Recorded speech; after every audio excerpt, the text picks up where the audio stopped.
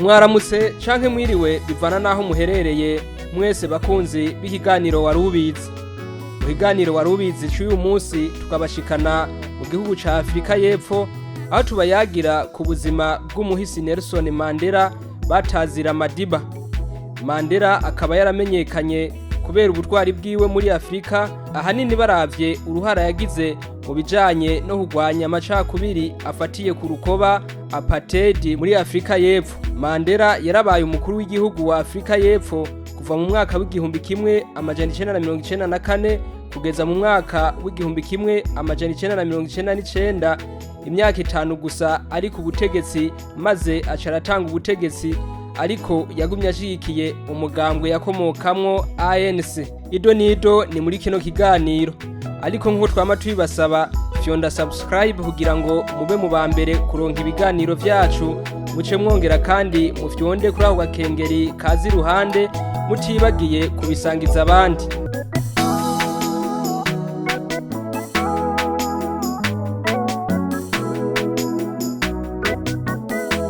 Nelson Rolihlahla Mandela batazira Madiba, izina rikomoka mu bwoko yavamwo. Yavutse igenekerezo rya 18 mu Kakaro mu mwaka w'igihumbi kimwe amajana 1918, avukira ahitwa Mveko mu ntara ya Cap mu gihugu ca Afrika y'Epfo.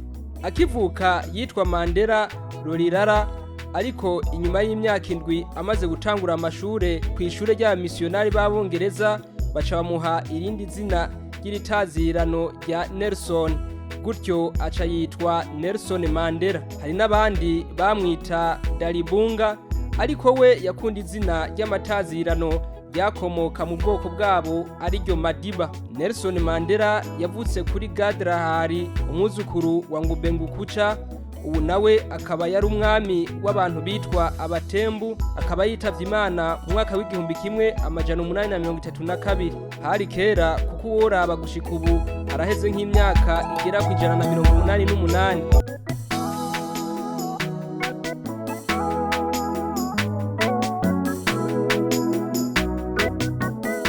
Nyina wa Mandela nawe akaba yitwa Nosekeni Fanny. Hari se wa Nelson Mandela yari umuntu ataciye ku ntebe y'ishure, eka mbere n'ibijanye n'ukwemera ntiyabibazwa. Kubwira ijambo ry'Imana se wa Mandela ngo kwari nko gusuka amazi ku mugongo w'imbata. Yari umupakani, akaba yari afise abagore 4. Nyina wa Mandela Nokeseni Fanny yari umugore agira 3. Mandela amaze kumenya ko sekuruza, ukuvuga sekuru wa se wiwe yabaye umwami, vyaramukoze ko, maze yiyumvira ati nta kaburimbo nanje bizokunda ko mba umuntu akomeye mfate iragi rya sokuruza. Mu mwaka w'igihumbi kimwe amajana 1927 se wa Mandela amaze kwitaba Imana, nyina wiwe aca mutwara ahitwa Muhekezweni ku muntu yitwa Jongintaba. Uwo mugabo akaba ari nawe yahavuye amufasha, aramuha uburyo kugira ngo ashobore kwiga amashure. Nkuko bayamaze ngo nta kibera ubusa, aha naho rero hamutse umutima w'ubuntu no gufatana mu nda kwa Mandela, kuko yagira ati ntokabonye uyu mugabo amfasha, jehe ivyanje vyari birangiye kuko narimbuze data nkiri muto. Iki ciyumviro ca Mandela c'ubuntu no gufatana mu nda kikaba mbere catevye gishigwa mu ibwirizwa nshingiro ry'igihugu, maze kiba umushinge w'umugwi wari ujejwe gutohoza ukuri no kurekuranira muri Afrika y'Epfo.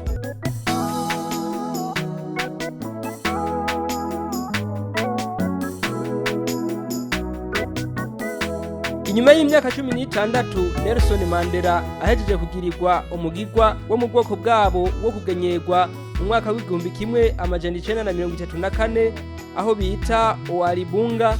Yaciye abandanya amashure yiwe mu mashure y'abamissionari b'abakatolika nka Clarkburg, Hildtown na Fort Hare. Ariko akiri kuri iryo shure nyene rya Fort Hare, Mandela yarirukanywe ataraheza amashure bivuye ku gushigikira abanyeshure bagenzi we muri yegereyegere bakoze biyamiriza imfungurwa bagaburirwa kuri iryo shure. Imfungurwa bavuga ko zari mbi. Amaze kwirukanwa, Madiba yaciye ahungira i Johannesburg. Aho rero hari no mu ntumbero yo guhunga ubugeni yari yateguriwe n'umwe yamufasha Jongintaba. Muri aho karere yahungiyemwo, nyuma y'imisi mike yaraharonse akazi k'ubuzamu ahantu bimba ubutare. Ako kazi akaba yarakanezererewe. Nelson Mandela yararonse umugenzi Sisulu Walter, ubu akaba yari umuhungu w'umucamanza w'umuzungu. Maze inyuma yaho yahavuye aba umugenzi mpfamfe wa Madiba. Mu buzima bwiwe akaba yabaye umwe mu bamuha ivyiyumviro. Kukaba nkako kugira abagenzi ni kimwe mu vyo benshi bashimira Mandela, kuko ngo yaragumanye abagenzi biwe bose, baba abo yaronse ari kw'ishure nabo barukanye gushika gupfa kwiwe. Sisulu nawe rero yahavuye yereka Mandela umugenzi wiwe w'umujwife yitwa Lazar Sidirski. Uwe nawe acamugira uwimenyereza mu vyo kuburanira abantu, stagiaire dans son cabinet d'avocat, akaba yamuhemba amafaranga 50,000 y'amarivre. Ayo mafaranga akaba atari make muri ico gihe. Hambavu y'uwo mushahara yaramugabiye n'ikoti, costume nziza kandi ikomeye. Yumvire nawe ikoti yambaye imyaka igera kuri 5. Mu nyuma niho Mandela yavuga ati burya Lazare Sidirski niwe muzungu wa mbere yafashe nk'ikiremwa muntu. Ivyo rero akabivuga afatiye ubugene yamwigishije umwuga wo kuburanira abantu.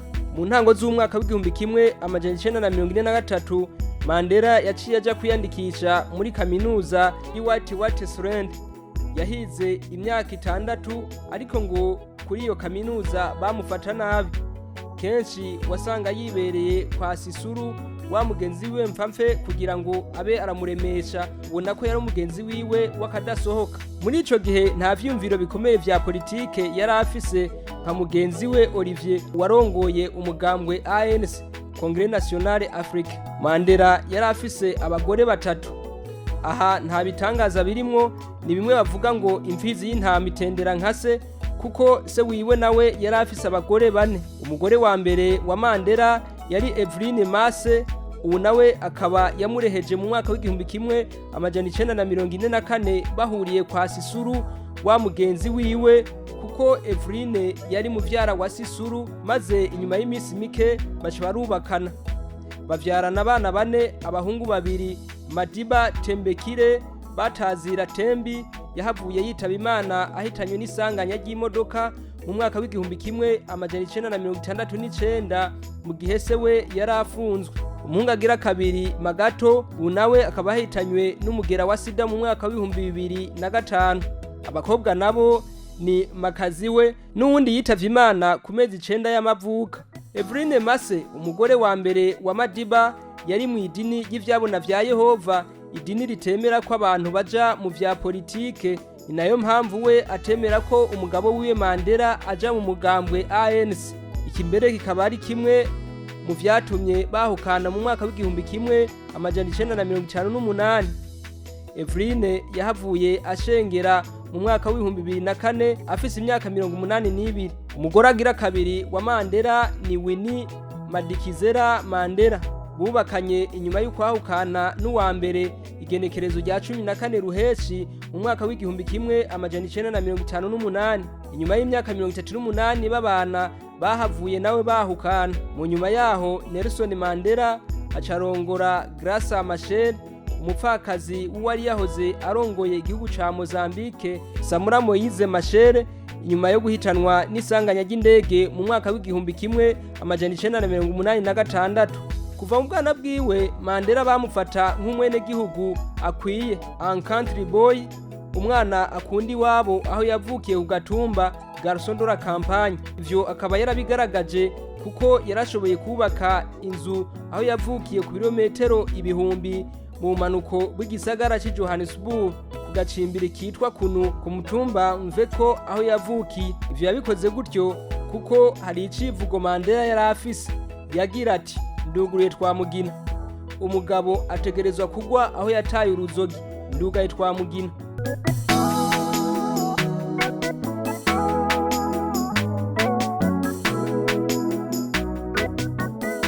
Kuva mu mwaka w'2000 Nelson Mandela yaciye aja mu byo kugwanya ubukene n'ikiza ruhonyanganda sida.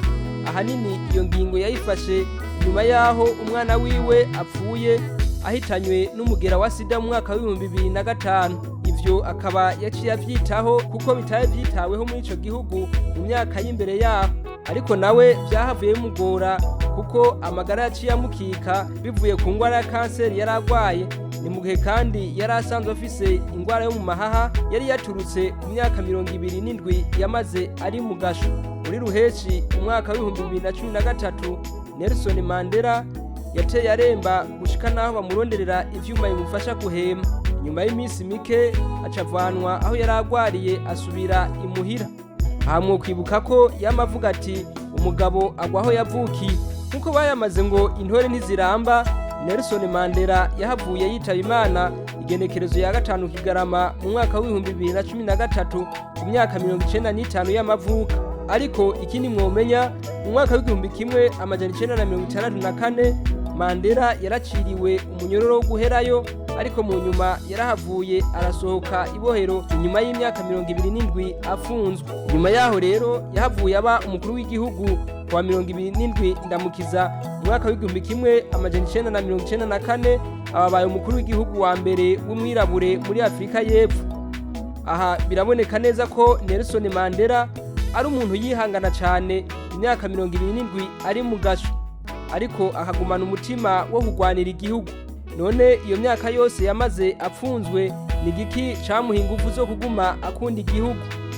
Hoho muri iyo myaka yamaze apfunzwe yayibayemwo gute? Ivyo ni bimwe mu byo tuzoba yagira mu gice kigira kabiri ca kino kiyago kijanye n'ubuzima bwa Nelson Mandela. Ikaze n'ubundi ni gwanyu ntimuze mutangwe.